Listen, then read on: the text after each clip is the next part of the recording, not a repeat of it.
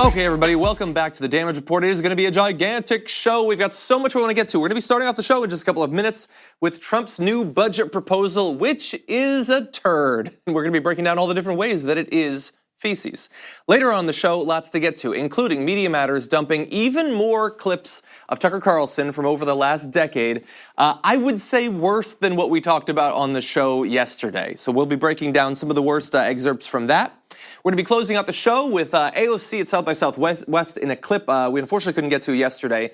And that is her decrying meh politics and putting into words a feeling that I've been having for quite some time, which I'm going to break down.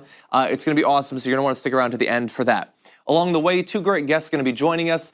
So Rebel HQ's Emma Vigeland is going to be back on the show to talk about Nancy Pelosi's new position on presidential impeachment, as well as some other breaking news. And later on, Pam Vogel of Media Matters is going to be joining us to talk about Sebastian Gorka and how Sinclair is beaming his Islamophobic commentary into hundreds of markets around the country. So all that and more over the course of the next hour. Everybody buckle up.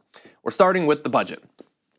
Donald Trump has released the new outline for his proposed fantastical federal budget, and it's awful. By now, you've probably seen some of the details. You understand overall that it's really, really bad and can't ever become law. But I want to delve deep into all of the different ways that it is horrible. But not just how it's horrible, how it is perfectly emblematic of the financial priorities of basically every administration for the past couple of decades, just morphed into an even more absurd form.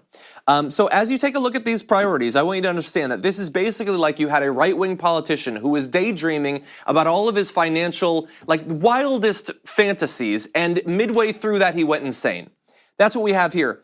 But for Trump, it's also significant, not just in all of the cuts that he wants to propose and not in the particular places where he actually wants to put more money, which is even more revealing, but specifically a way that he is going back on a promise of the sort that has previously taken down Republican presidents. So I believe that he has reached his read my lips, no new taxes moment, because during the campaign, during the primary, he specifically and repeatedly and clearly and verifiably said that there would be no cuts to Medicare, Medicaid, Social Security. And not only that, he used that as a club to bludgeon the other Republicans in the primary, saying things like, I'm not going to cut Medicare and Medicaid, every other Republican's going to cut, and even if they wouldn't, they don't know what to do because they don't know where the money is. I do. That was Trump back in 2015. And if you check my Twitter, I'm going to be tweeting out in just a little bit all of the tweets where he said that he wasn't going to cut these programs, Mike Huckabee was going to cut these programs, Jeb Bush was going to cut these programs, but certainly not Donald Trump. After all, he's a populist. He knows that lots of his voters, lots of conservatives around the country use these programs. And that is why we were all shocked to see that his budget is proposing $1.5 trillion in cuts to Medicaid over 10 years, implementing work requirements as well as eliminating the Medicaid expansion under the Affordable Care Act. So look, the first number is the easiest to quantify in how he is attempting to decimate this program. The other parts are horrendous as well. Many Republicans will see those things like eliminating the expansion and implementing work requirements. They have been fed a steady diet from Fox News of that's going to affect the people unlike you, the non-white people. But it's going to affect tons of them too, and they will rapidly discover that if this were to become law. But $1.5 trillion, that's a lot of no cuts there. That seems like a pretty deep one, actually, especially when you combine it with an $845 billion cut to Medicare over 10 years. That's about 10% of the entire program being cut. Did George W. Bush do that? Did George H.W. Bush? Reagan, man, oh God, he was really cutting those domestic programs deep. Did he do that? No, the guy who promised very specifically not to cut these programs wants to cut off 1/10 of it. And, of other changes as well. You also have $25 billion in cuts to Social Security over 10 years, including cuts to disability insurance. Screw people who are disabled. And by the way, we're going to get to more of the stats, but understand, it's one thing to propose a budget like this when you control the House and it can be passed. And yes, it might be unpopular, but at least it happens. You get what you want. You might have a bit of bad PR, but you get what you want. It's a whole nother thing to propose incredibly unpopular cuts when you know it's never going to actually become law. It seems like this is a budget based purely on spite at that point. He's not going to get his $25 billion in cuts to Social Security, but he wants the American people to know that he wants to cut Social Security. That's an interesting political strategy. Hopefully the Democrats actually punch him in the face with this. Of course, recent history implies that they probably will not. But yeah, he wants to cut Medicare, Medicaid, Social Security. So a perfect storm, the trifecta, the EGOT of political backtracking. That is what his budget is all about. But it, of course, goes beyond that. It also wants to cut $62 billion for the Department of Education, or $7.1 billion less than the agency's allowance in 2019. So a significant cut there, not quite 10%, but it's a pretty good sized cut there. And let's see, $220 billion cut to SNAP, commonly referred to as food stamps, over the course of the next decade, including, again, mandatory work requirements. Not because they're needed, the vast majority of the people on these programs already have work requirements, but if you continually assert that we need them, it does a great job of stigmatizing people who are on this program, because those people were feeling way too much dignity. They were feeling high and mighty as they use these food stamps. We need the federal budget to slap them across the face. We've got $21 billion in cuts to temporary assistance for needy families, an already severely underfunded cash assistance program for the nation's poorest. Screw them. $207 billion in cuts to the student loan program, eliminating the public service loan forgiveness program and cutting subsidized student loans. Because apparently Donald Trump did hear somewhere in the news that there was an issue with student loans and debt. I don't think he listened long enough to know what direction we need to move in, so he's going in the opposite one. But if you have those loans, if you're expecting to go to college, if you want your kids to go to college and you don't want them to be in debt for the rest of your life, get a load of this budget that Donald Trump would love to make into law. By the way, if we go a little bit broader, 9% cuts to non-defense programs, which would hit Section 8 housing vouchers, public housing programs, Head Start, women, infants, and children nutrition program, and low-income home energy assistance programs, among others. I doubt he even knows what those programs are or that they would be cut at all, but he knows that they're not defense spending, and so they need to be drastically cut so that we can bomb more people in Yemen and Syria. Because that is, of course, where this money is going to go. Massive cuts to the programs that actual working Americans use so that we can create some explosives and drop them over the Middle East. He wants to increase defense spending by $34 billion. That is to a $750 billion budget baseline. That is a 5% boost to defense and military spending. By the way, they also have some tricky accounting there where they're actually increasing the military budget more, but they're effectively hiding it in an overseas contingency fund so that you don't know that it is going to be spent on defense. It looks like there's two different pots of money, even though they're both being loaded into the barrels of the same guns, effectively. So cuts to SNAP and for students, Medicare, Medicaid, your health insurance gone. If you want to eventually have Social Security, they want to cut that too. But they are going to give a 5% plus boost to the most expensive, best funded military in the history of humanity. So we've got that working for us, which is good. And of course, there's also the petty spending. So we can't have food stamps. We can't have TANF. We can't have $8.6 billion in funding for the southern border wall, though. We can do that. We can definitely take that money out of the mouths of the poorest children in America, turn it into metal and drive it into the ground at the US-Mexican border. We can do that. You can do that. And so here's the thing. This is the worst budget I've ever seen in my life. The numbers are worse. They are the drug-addled mind of a man with early onset Alzheimer's. But fundamentally, what this budget seeks to achieve is not that dissimilar from budgets that we've seen throughout our life. There's always going to be cuts to these domestic programs. There's always going to be raiding Medicare, Medicaid, and Social Security to pay for other priorities. That is not a new thing. And the defense budget is always going to go up. That has generally been true, whether it's a Democrat or a Republican in the White House. It's controversial to cut the military. Safer to just raise it by 2, 3, 4, maybe 5% every single year. Doesn't matter if we actually need it. Doesn't matter if we can effectively fight wars on 4 fronts at this point. It always needs to be going up. The border wall is sort of a petty additional thing, but they were going to spend the money at the border in one way or another. So that's your budget. Absolutely horrendous, but very clearly communicating the values of the modern Republican Party, and at the same time giving a gigantic middle finger to Trump's base, who were promised time after time after time in easily verifiable fashion that he would not be cutting these programs that they rely on so much. Now with that, I do want to briefly mention one additional thing. The Sunrise Movement is the youth-led climate change movement that has been driving conversation around a Green New Deal ever since they and AOC and a few other politicians protested outside of Nancy Pelosi's office just a few months ago. Since then, we've had the great fortune of having a couple of their founders and representatives on the show a number of times to talk climate change and the Green New Deal. Well, now you have a chance to see them in person because they are launching their Green New Deal tour. If you want to take a look at this poster, they've got tickets on sale now for, they're going to be town halls, hundreds of them, literally, but some in major cities that you can see down at the bottom, including Boston, Detroit, Des Moines, LA, where I'm hoping to attend, Paradise, which was, of course, one of the sort of figureheads of the horrendous wildfires of last year, San Antonio, New Orleans, Richmond, and Washington, D.C. as well. So you can head to sunrisemovement.org/tour to sign up for tickets to these events right now. I'm very hopeful that when they come to LA, we'll be able to have their representatives in studio to talk about what they hope to achieve with the tour, how they're going to continue to push the Green New Deal throughout this Democratic primary and make sure that the next Democratic president takes the threat of climate change seriously. So if you want to get involved with that, of course, you can get involved with the group itself, but you can certainly attend one of their town halls as well. And with that, we are going to take a short break. We come back. Emma Vigeland's going to be joining us. Lots to get to after this. We need to talk about a relatively new show called the Republic, or UNFTR. As a Young Turks fan, you already know that the government, the media, and corporations are constantly peddling lies that serve the interests of the rich and powerful.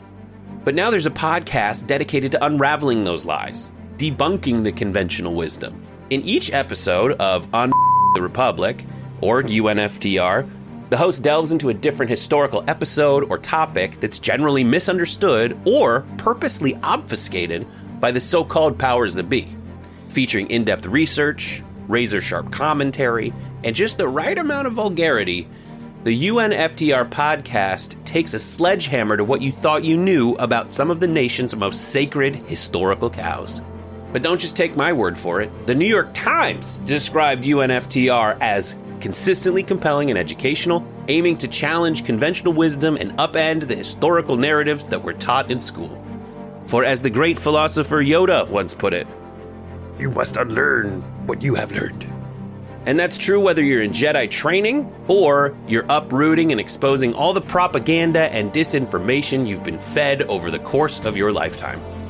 So search for UNFTR in your podcast app today and get ready to get informed, angered, and entertained all at the same time.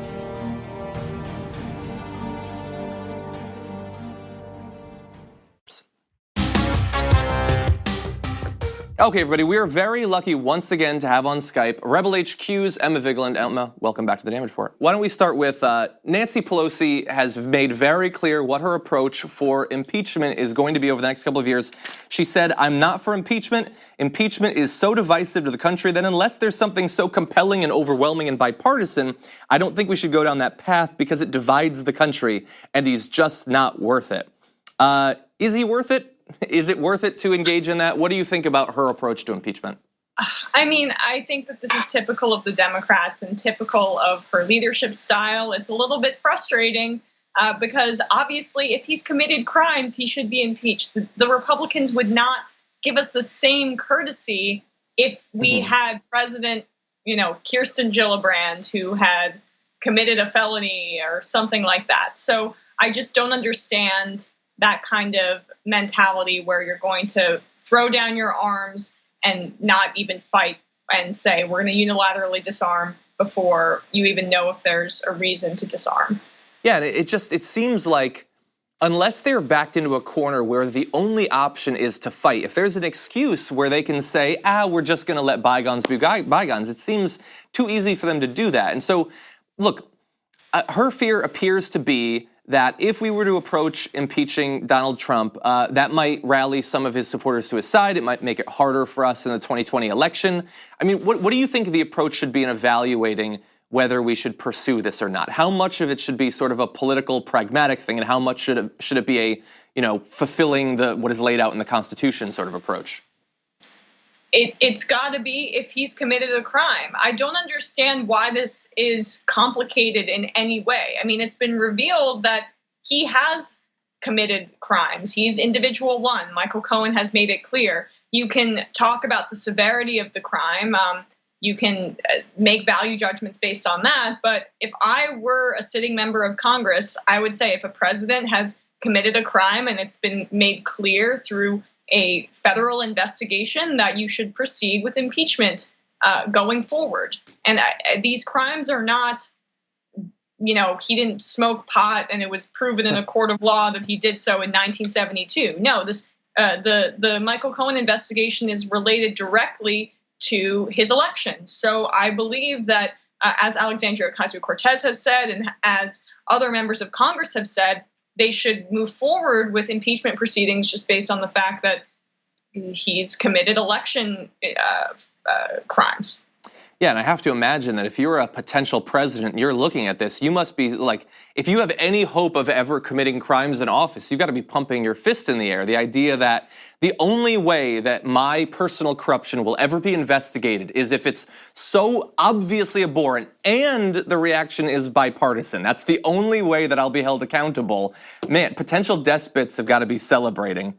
Right, and it sends a message, just one more point, that our justice system is as rigged and tiered as a lot of people think, that the people at the very top don't have any consequences when they commit crimes, but God forbid you have a dime bag of weed on a corner and you're black, and then you'll be going to prison. Yeah. Okay, let's move on to a Democratic primary contender, Senator Kirsten Gillibrand. News broke that she had an aide that resigned over the way her staff was dealing with an accusation of sexual harassment and mistreatment by a more senior aide. Apparently, they didn't really do anything about it, so she resigned. And apparently, the man was only eventually fired last month when a media outlet contacted the campaign. What was your reaction to that news? So this is on the scale of bad to not so bad. It's kind of, I would say, in the middle. Obviously, Kirsten Gillibrand is not directly implicated in the sexual harassment, but the fact that she didn't fire the staffer should raise some red flags, especially because I believe her candidacy is, she's running on a Me Too platform, right? So she's one of the senators and public figures in the Democratic Party who has been strongest against allowing Al Franken to have any sort of public resurgence. She voted against every Trump nominee. She's been kind of the Me Too candidate. That's really, I think, what her angle is. So this obviously puts a dent in that. And I find it funny that this is not really much of what the media is focusing on when they were obsessed with the Bernie Sanders story that didn't directly implicate him either. I think that it's a slippery slope when you start blaming the bosses of people who committed sexual harassment, and you start to do that kind of digging, because Kamala Harris had a similar thing happen with her in her office, and I don't want to blame people by association, but it's more damning than both the Harris and Bernie Sanders accusations because this staffer was not adequately dealt with. And Hillary Clinton had a similar thing, by the way, in 2016, where there was a very credible and proven accusation of sexual harassment, and they just shuffled the staff around. I know that's what's so bizarre, especially for Kirsten Gillibrand, because I agree that she's been very strong on this particular issue. And from what the now resigned former staffer says is that she had said that this guy was both traditionally harassing and sexually harassing her. The office says that they looked into it and they found that he had been mistreating her, but there was no sexual harassment, which, I mean, it just sounds like her word was not enough in this particular case. And it is bizarre the amount of media attention that's paid to one case versus another. I will agree with you that I don't think that, unless it's shown that she personally protected him, which I've seen no evidence of that, the idea that she is personally responsible for it, I think makes as little sense as it did with Bernie Sanders. But in the case of Bernie Sanders, they did fire the guy. They fired the guy long before the media got wind of it and was investigating it. They totally changed their practices to make sure that it didn't happen.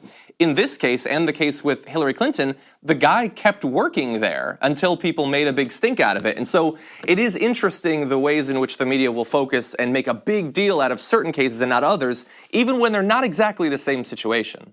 Well, it's about weaponizing certain narratives, right? So we're seeing the same thing about reparations with Bernie Sanders. None of the other candidates are getting criticized for not supporting reparations, and literally zero of the presidential candidates will actually institute reparations if they become president of the United States. And the media sees sexual harassment and gender issues as a weakness for Bernie Sanders. So this is something we focus on for him. And for others, Hillary and Kirsten Gillibrand are women. So it shouldn't be that much of an issue. But that's obviously not how it should work.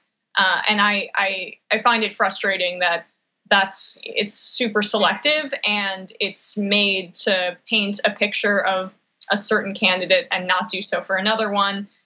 In ways that maybe are unconscious biases by the media, but they're still just as pervasive. Yeah. Let's turn to another breaking news story. It was reported today that nearly 50 people have been caught up, including actresses from Full House and Desperate Housewives. It's Lori Loughlin and Felicity Huffman, as well as business leaders and coaches with either paying or accepting bribes to get their kids into some of the most high-profile universities in the country. I saw, I think, Yale, Harvard, USC. I didn't see my school, UConn, on the list, but I'm assuming it's there somewhere. So scale of 1 to 10, how shocked are you to find out that big money was changing hands to make sure that the elite's kids were getting into these schools? Look, I'm shocked at the brazenness of it. It's pretty unbelievable. Felicity Huffman was just implicated in this basically bribery ring. I shouldn't be shocked, but I guess I am. Maybe I'm just naive. I obviously know that meritocracy is a massive myth and that if you have a lot of money and you're a legacy, your chances of getting into these schools are infinitely better. I mean, coming from the Northeast, I know. Just put a lacrosse stick in a rich kid's hand and they'll be on their way to Harvard. But although I wasn't that good at it, so I couldn't get in. But yeah, no, I mean, I think that it's super indicative of where we are at as a society, where these elite colleges and universities have to have some sort of reckoning, where they are not institutions of higher learning for the people that deserve it the most. There's a massive amount of politics that goes into it, and it just underscores the need for college for all, which, let's just repeat this, is not that expensive of a proposal, much less expensive than Medicare for all, because it evens the playing field and it gets rid of the need for a lot of these people who don't have the means to bribe the admissions officials of Yale basically, to get an education. I think that's something that we should prioritize. Yeah, and like I was reading an article from back in, I think, 2016 talking about how Jared Kushner's father had donated like hundreds of millions or more, and he was going to get accepted into a great school that if he was going to get in there legitimately without it, you'd probably save your money, I would imagine. And look, some of these kids maybe could have gotten in. Some of them might have done well once they got in, but some of them didn't, and they took the spot of someone else who might not have had the connections and the money. And so one of the things I've seen talked about on social media after this story came out was some of these people who did the bribing, perfectly good liberals in general, but it showcases the philosophy where they hypothetically want to change the world so long as their world doesn't have to change. They want everyone to be lifted up, but just not if it squeezes out their kid. There's like limits to their charity in philosophy, if not in financial matters. Well, that's kind of the philosophy around charter schools, right? Where it's like, let's sap money from everyone else for this special kid to get this grant, to go to this charter school. So their taxpayer dollars don't go to lifting up all of the boats in that specific area. That's a flawed philosophy in my view, and it's just kind of part and parcel of the issue that we're seeing here. In theory, I think that everyone should be equal, but I don't want my tax dollars to be raised to help that happen. In theory, I want everyone to have a great access to education, but I don't want to make any change personally for that to actually go forward. And also, what's fascinating to me is that this all goes on behind the scenes, and then we pretend like affirmative action is an actual issue in this country. The fact that rich people are basically paying, literally outside of the admissions process, paying to get their kids into these schools. And then we're pretending like, these black students are really taking slots from much smarter white kids. That's absolutely not the case. this lack of meritocracy is a much bigger issue. And the fact that these universities, in at least theory, want more representation for minorities and people of color is the right way to go. This is the wrong way to go. I agree. Emma Vigeland of Rebel HQ. Emma, thank you as always for coming on the show. Thanks so much, John. We're going to take a short break. Lots more after this.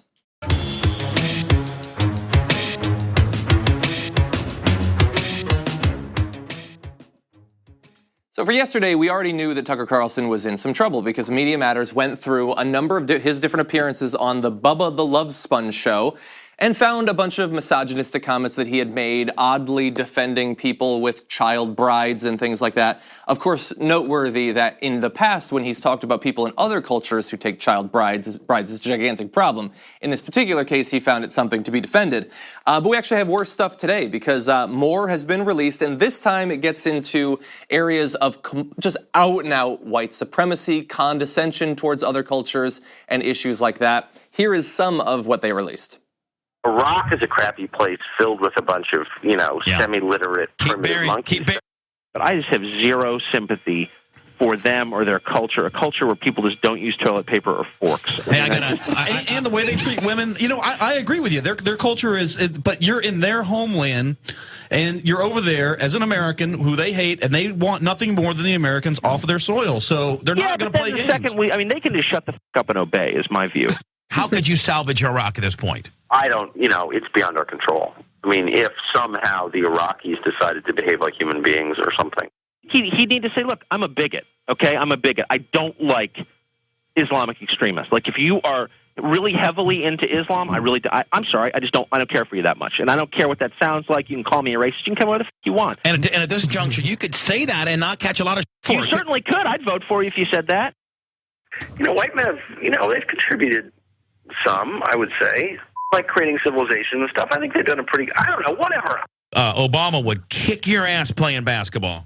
Yeah, of course he would. Play basketball, come on. He's black, say it. He's a real brother. Hey, do you think I don't know how black he is. How is he black, for one thing? He has one white parent, one black parent. Well, so that makes him, why isn't he white? There's some really good, immigrants. I just think it's, people who come to this country ought to have something to offer. Be hot, be really smart. You know what I mean? Okay, so before we start breaking down how horrendous a bunch of those were, we do have to acknowledge that this was from 2006. He was a young man. He was barely 39 when he said those things. So bear that in mind, fresh out of high school, so maybe we should cut him some slack. Except maybe not. Because what you saw there was Tucker Carlson in a context where he felt like he could be himself. This wasn't Tucker Carlson reading off a teleprompter, very careful messaging so that he appeals to white nationalists, but plausible deniability so he doesn't lose all of his sponsors. This was him relaxed and just talking with the boys and revealing what he's really like. And what you saw there was like third or fourth tier racism. Like there's personal bigotry, there's personal discrimination, there's a preference for your own race. All of those absolutely horrendous, and we see those not only day to day in America, but driving a lot of government policy. But the belief of the fundamental superiority of your race, of your civilization, and believing that it is irrelevant what happens to other civilizations because they are semi-literate primitive monkeys. That is beyond, and that's the worst ultimate form of racism. It's the sort of racism that leads to genocide. It's the sort of racism that says, if your culture is wiped off the face of the map, it is irrelevant to me. Why are you bothering me with this nonsense? So this isn't like he made a racist comment. This is an almost apocalyptic form of racism that Tucker Carlson was just casually getting across. While also, I'm gonna end up going over on this segment, I apologize. Tucker Carlson wants you to believe that he's the reasonable one. He's the intellectual. He's read a lot of books. But how intellectual is he? He says that the people in Iraq can't be governed. They can't govern themselves. They're primitive. They don't have a civilization. Okay, so let's ignore the recent context of the fact that we went in and blew their country to hell. Okay, let's ignore that. What is Iraq? What is the country of Iraq? Who are the Iraqis? Is this a civilization going back thousands of years, and after thousands of years they still can't get their stuff together? No. Iraq was invented by the British less than a century ago, taking long-standing rival factions and saying, no, all of you, You've been fighting, you've been dueling over this area, you're all together now. Have fun with that. That is what it was. But Tucker Carlson either doesn't know or doesn't care about context. Again, he's the intellectual, but what is his intellectualism worth when it comes to evaluating a culture of a people that look dissimilar from him? It counts for nothing. His great education, he went to a much better school than me, doesn't mean anything when it comes to evaluating people who don't look exactly like him, who aren't heirs to frozen food fortunes like he is. He also said this, by the way. Co-host says, so basically we need a racist president. Quote, we need to get these Mexicans out of here and the Islam. Let's kill all the Muslims. Carlson says, well, I don't think.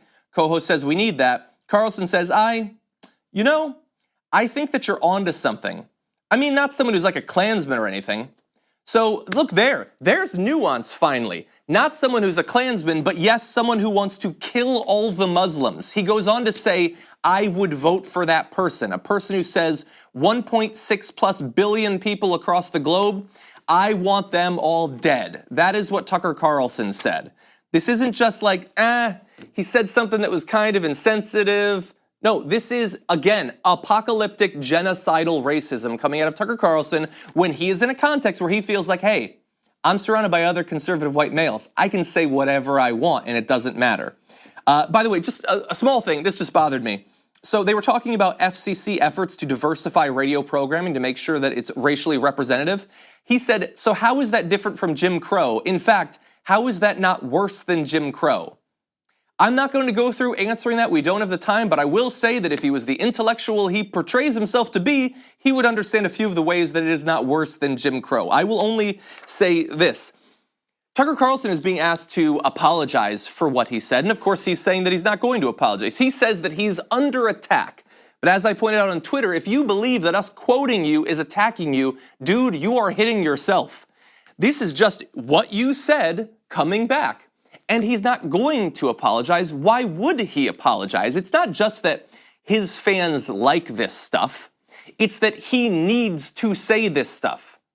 I am not exaggerating when I say that literally the only way that you can make a name for yourself on the right wing, as a commentator, a pundit, even a politician now, is you have to say the worst, most sexist, misogynistic, racist stuff.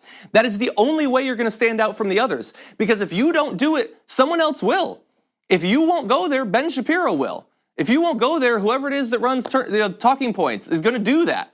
Turning Point, whatever it's called. I really don't pay that much attention to it. But that is how they make a name for themselves. Candace Owens defending Hitler wasn't some mistake. It was the next phase of her career. Has she been taken down as a result of defending Hitler?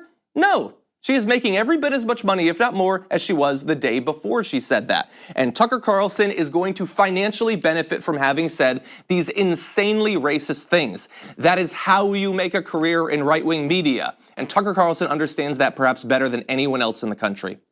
Now with that, we are going to take a break. We're going to talk about some other awful right-wingers on the other side.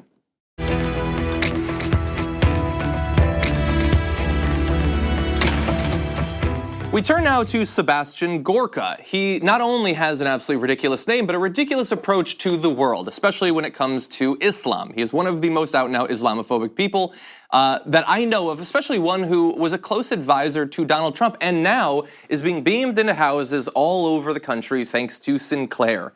And joining us now to break down Sebastian Gorka, his philosophy, and his impact is Deputy Editorial Director for Media Matters for America, Pam Vogel. Pam, welcome to the Damage Report.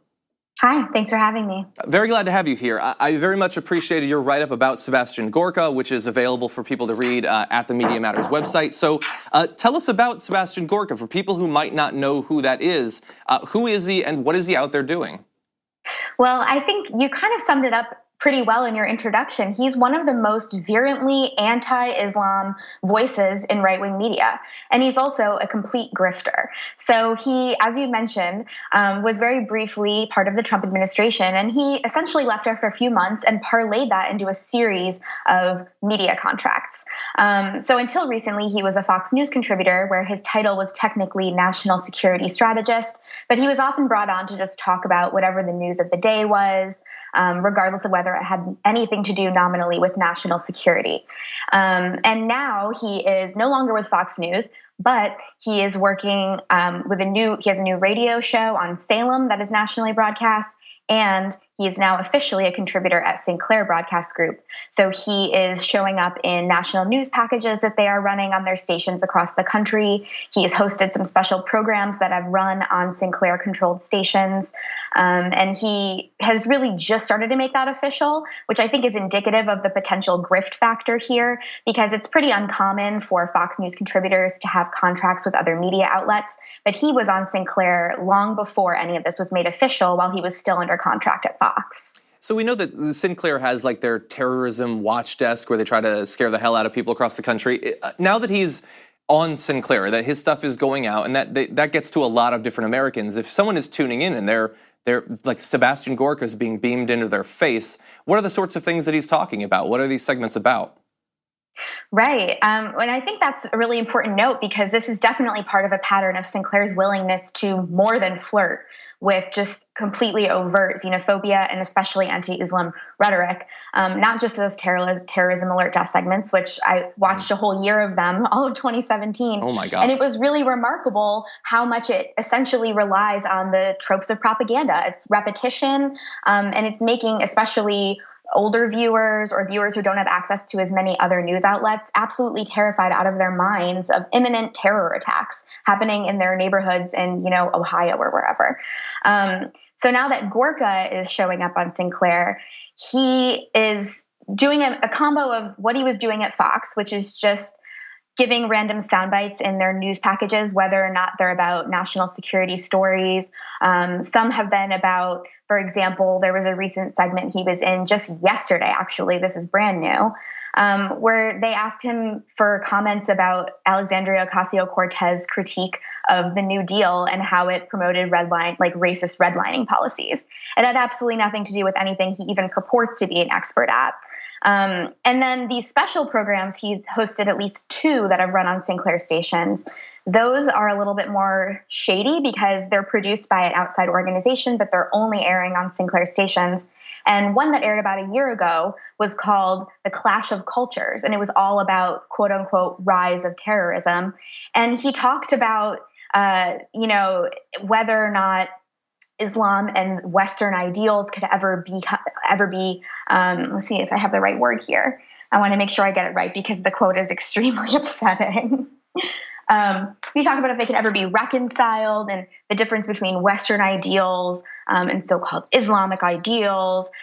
He talks about Sharia law all of the time. Mm-hmm. And this particular must-run segment, or not must-run segment, but a whole special program that ran on tons of stations, showed a bunch of B-roll of people holding signs that said things like rape-fugees instead of refugees.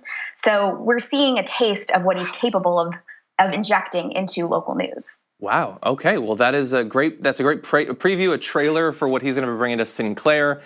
So I want to thank you for doing this analysis, joining us on the show. I do want to apologize that you had to watch so many of these segments. You're probably like 2 to 5% less mentally stable as a result of that. But we do appreciate you and the rest of Media Matters doing this very important work. We always appreciate the work that you guys do. Of course, we watch it so you hopefully don't have to. Thank you. And I will try not to. Pam Vogel, thank you for joining us on the show. We really appreciate it. Thank you. Okay, we're going to take a short break. We come back, just a little bit of time left to close out the show. AOC at South by Southwest. Let's see how she characterizes moderates. I think you're going to enjoy it.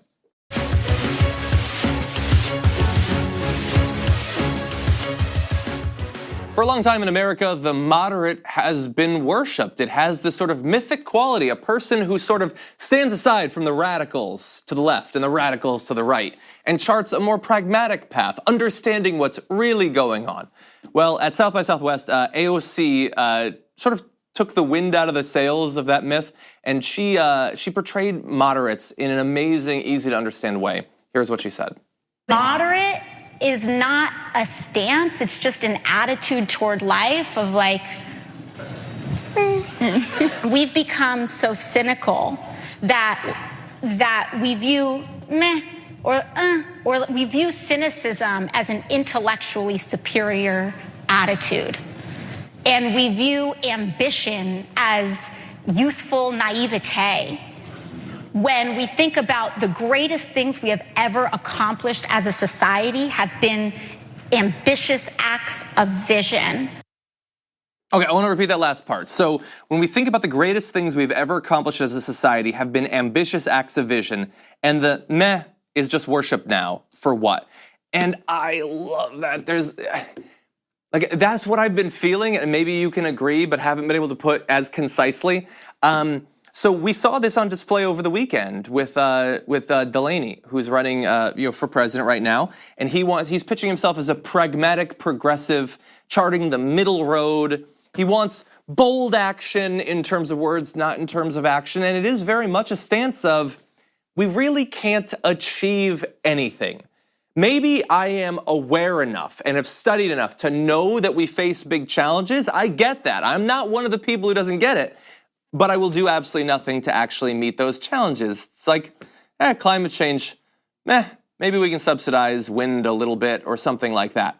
It is this sort of lackadaisical, cynical view of what humanity is actually capable of accomplishing. And that's not how I was raised. I don't think that's how a lot of Americans were raised. I was raised on, they're gonna make fun of me in the control room. I was raised on Star Trek. I was raised on the idea that we can become better people individually and collectively, that we can achieve great things, and we can look back over the history of the last century, the history of America, the history of humanity at large, and we can see great things that were done, but they were never done as a result of a bunch of powerful, influential, rich people saying, that is not how you accomplish great things. But it's one thing when politicians do that and when they're able to get into power, with this being their sort of guiding philosophy. That's bad enough, but we cannot as people succumb to this same sort of thing. I personally believe that there's two versions of this. There's meh and there's meh, where one is sort of like a hands-off, what could really be accomplished meh, and the other is a more personally cynical, superior sort of meh. I know what's really going on, and you idiots think that something can actually change. You think that some politicians can actually do good things. That is cynical too, in exactly the way that AOC is describing. And both forms of that cynicism, the lazy and the aggressive, if they drive American political participation, we will not actually meet these goals. They are self-fulfilling prophecies in a very real way.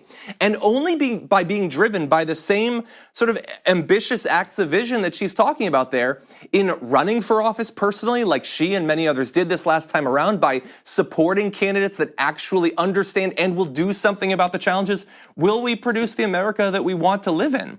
Like, there are some people who honestly just want to feel superior, and a little bit of knowledge can produce that. And there are people out there that know that you want this feeling. There are people who they write books, they have shows that want to make you feel superior. And understand that for some that is enough. It does not actually have to be paired with action. It doesn't have to be paired with results. Thankfully, we have people like AOC that are talking the talk and walking the walk at the same time, and we should take that as an example for ourselves. Now, I do want to thank a couple of people before we close out the show who have done reviews on iTunes. So Mickert27 said, I have a beard. John has a beard. Well, he used to anyway. Man, he looks weird without his beard. I'm keeping mine. Helps that I don't have to watch him anymore now that I found the Damage Report as a podcast. I thought I'd be missing something without the visuals, but really, John does an excellent job speaking descriptively, so I don't feel like I'm missing much. Super informative and excellent production value. A+. Well, all the stuff in terms of the production value, making it look good and professional, don't give me absolutely any of the credit of that. I don't know how to do that. And if I did, I probably wouldn't prioritize it, but thankfully there are people who do. Let's move on from the beard though, people. I've got facial hair again. You can see it. It's sparse, but it's good. It's good. 56-1 Ace said, dude, I've been waiting for you to get your own show for a while. I really appreciate you giving the news with minimal opinion attached to it. You already realize how intelligent your audience is, so you don't have to over-explain. Thank you so much for that commentary as well. So for those of you who haven't yet, we do have a podcast. It's available on iTunes and Pocket and Stitcher and everything, basically. You can get it there. You can watch our videos on youtube.com/The Damage Report. You can go to twitter.com/The Damage Report and follow us there as well. But if you do listen to the podcast, please do the 5 stars thing. Leave a written review. It will be read at some point on the show because we appreciate you doing that and helping us to spread the message and make sure that new people are exposed to the show as well. Thank you for following us today. We'll be back tomorrow with much more for you.